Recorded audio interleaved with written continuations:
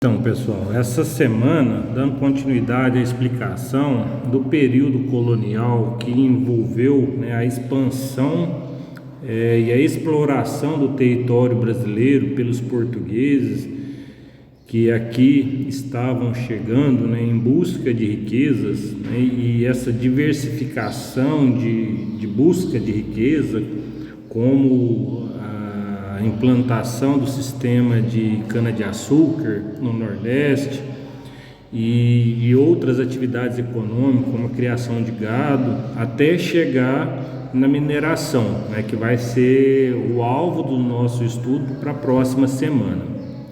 E aí é muito interessante, e eu quero fazer algumas explicações baseadas em algumas imagens com vocês,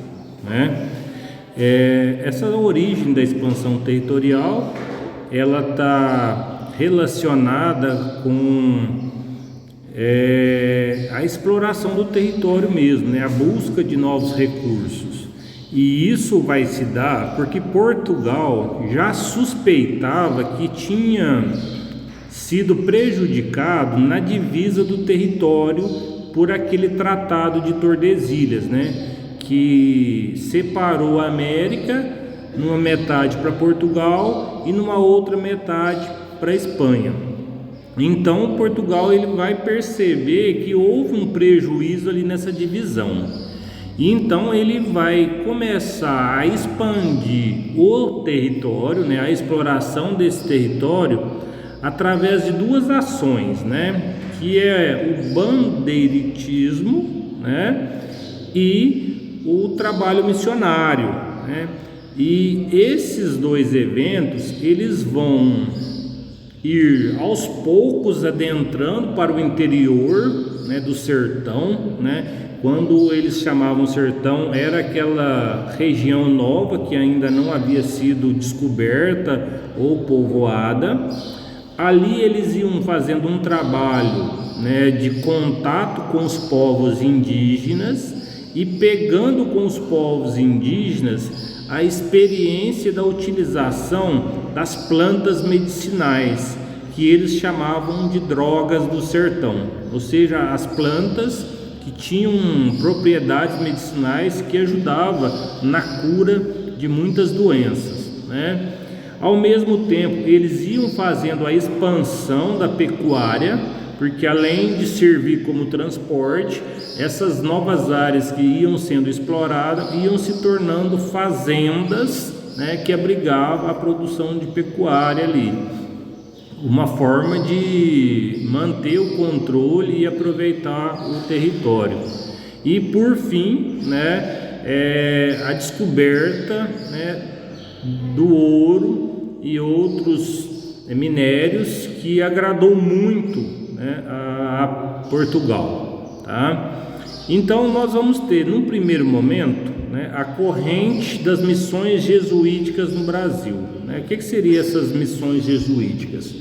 Além de pessoas que tinham a preocupação de buscar os recursos e riqueza para a coroa portuguesa, a Igreja Católica, ela, como era parceira desde o início de Portugal na exploração da nova colônia, entrava com a parte de catequização das pessoas ou cristianização, como o islamismo, e o judaísmo eram outras religiões que estavam em expansão na Ásia e na Europa, assim como na África, o cristianismo tinha medo que esses ideais religiosos chegassem aqui no Brasil e isso de alguma forma diminuísse o poder da Igreja Católica.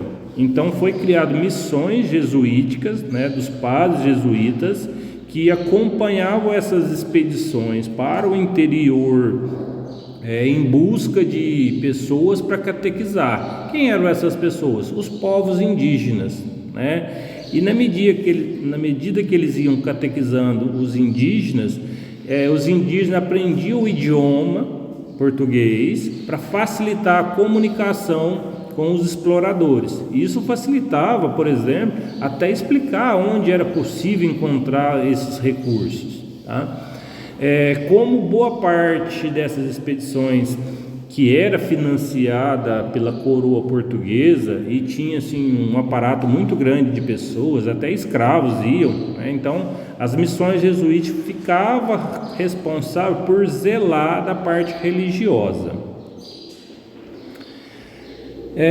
Um outro ponto muito importante que é o bandeirantismo, né?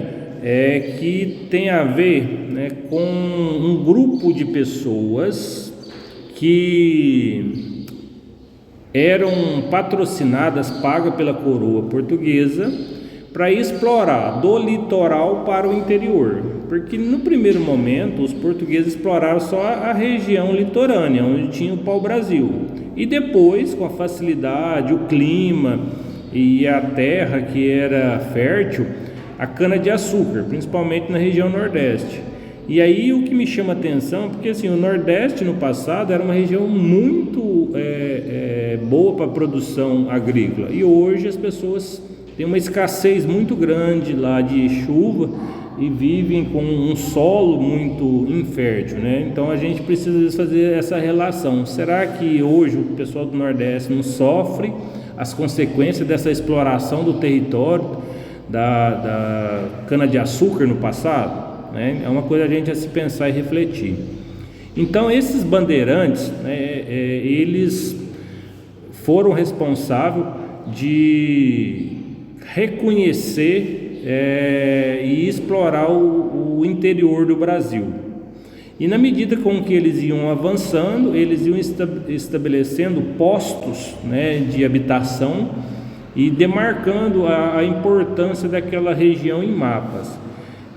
O primeiro ponto de expedição vai ser no interior de São Paulo, ali onde tinha a capitania de São Vicente, e essas pessoas elas vão aos poucos avançando para o interior. E aí essa linha do Tratado de Tordesilhas, ela não vai mais representar a divisão de terras entre Portugal e Espanha, porque eles vão fazer 2 outros novos tratados, né?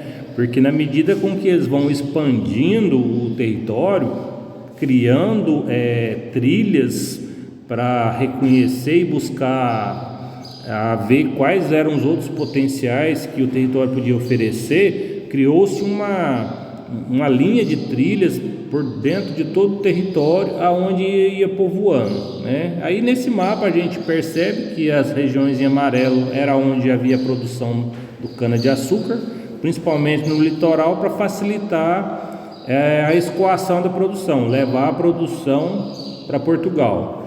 A pecuária ela já demanda menos mão de obra, então ela vai para dentro do interior, né?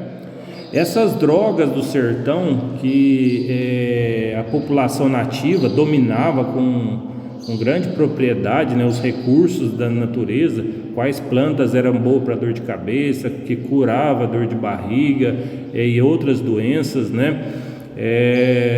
Até na nossa historiografia, Dom Pedro I, quando ele foi dar o grito da independência no 7 de setembro, ele estava com fortes cólicas abdominais, né, muita dor de barriga, e aí uma dessas curandeiras que tinha no interior de São Paulo fez para ele um chá de folha de goiabeira, né?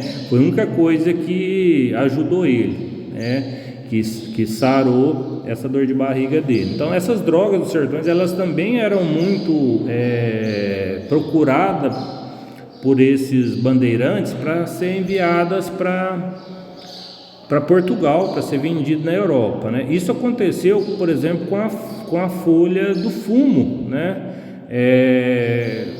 Algumas populações nativas já dominavam a técnica de produção da folha do fumo para fazer, né, aquele rolo de tabaco que eles utilizavam em rituais religiosos, né? Porque os xamãs, né, os pajés, eles fumavam aquela folha com o objetivo de incorporar os deuses.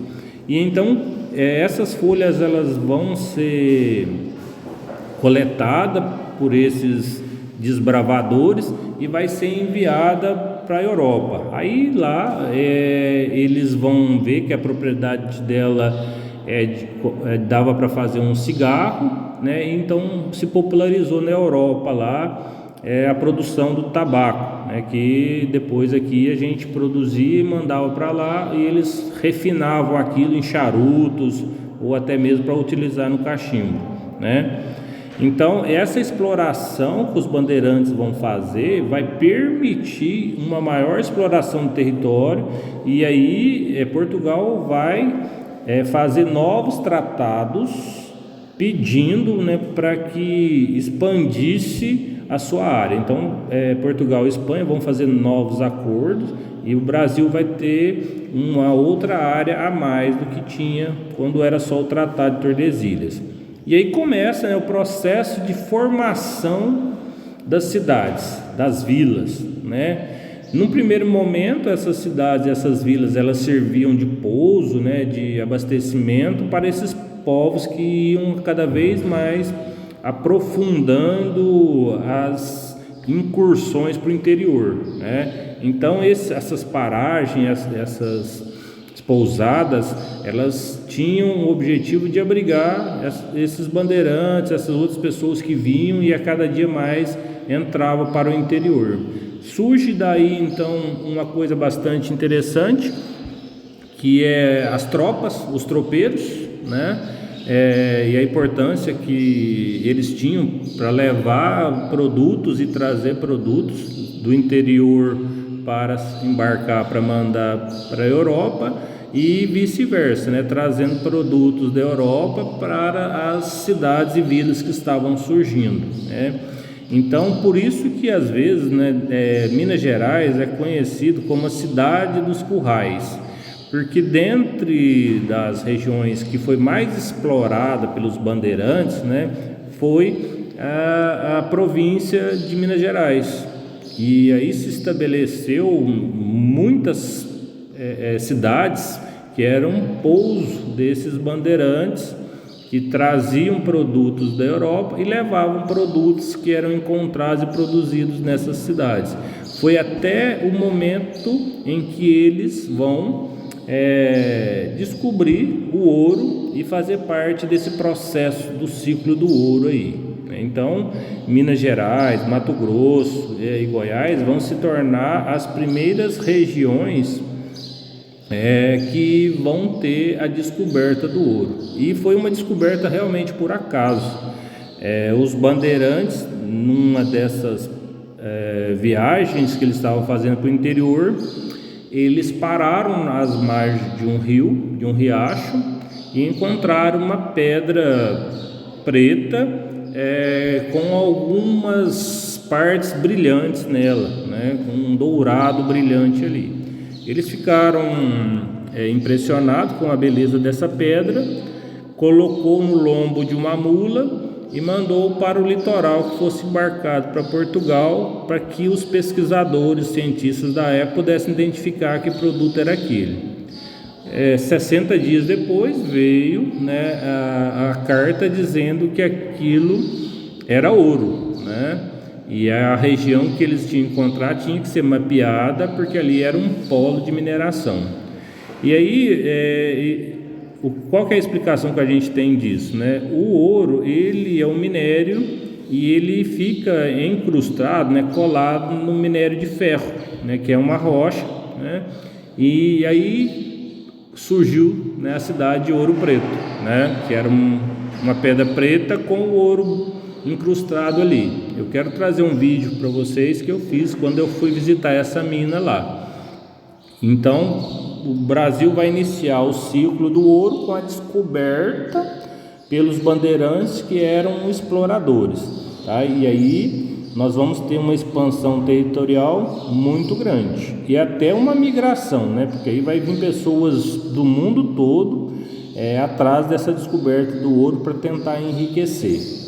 E nós vamos ter então dentro da colônia um braço da coroa portuguesa que vai fazer de tudo para proteger e evitar que esse ouro, essas pedras preciosas fossem exploradas daqui sem pagar impostos.